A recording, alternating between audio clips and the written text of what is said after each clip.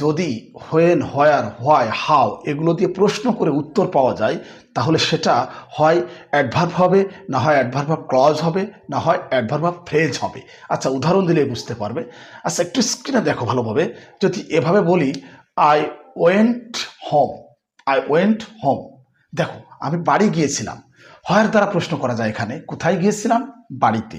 আমি কি বলেছি, হোয়েন, হোয়ার, হোয়াই, হাউ দিয়ে প্রশ্ন করলে উত্তর পাওয়া গেলে সেটা হয় অ্যাডভার্ব হবে, না হয় অ্যাডভার্ব অফ ক্লোজ হবে, না হয় অ্যাডভার্ব অফ ফ্রেজ হবে।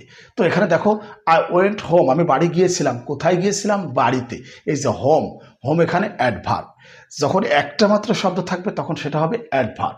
আচ্ছা এবার চলো যদি এভাবে বলি I went to Dhaka, I went to Dhaka.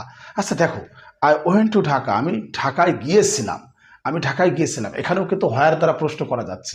Where did you go, তুমি কোথায় গিয়েছিলে, হোয়ার ডিড ইউ গো, তুমি কোথায় গিয়েছিলে। হোয়ার দিয়ে প্রশ্ন করলে কি পাওয়া যাচ্ছে, টু ঢাকা, টু ঢাকা।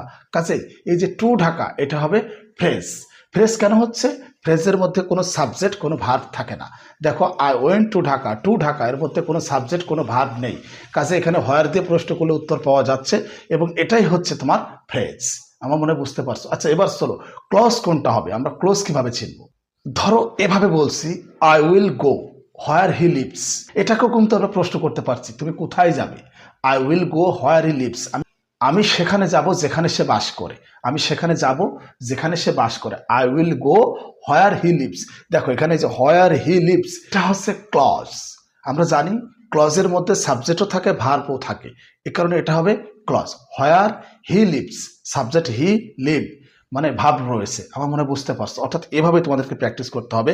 যদি সেন্টেন্সের মধ্যে হোয়েন, হোয়ার, হোয়াই, হাউ দ্বারা প্রশ্ন করলে উত্তর পাওয়া যায় সেটা হবে হয় অ্যাডভার্ব, না হয় অ্যাডভার্ব অফ ফ্রেজ, না হয় অ্যাডভার্ব অফ ক্লজ। ঠিক এইভাবে তোমাদেরকে প্র্যাকটিস করতে হবে।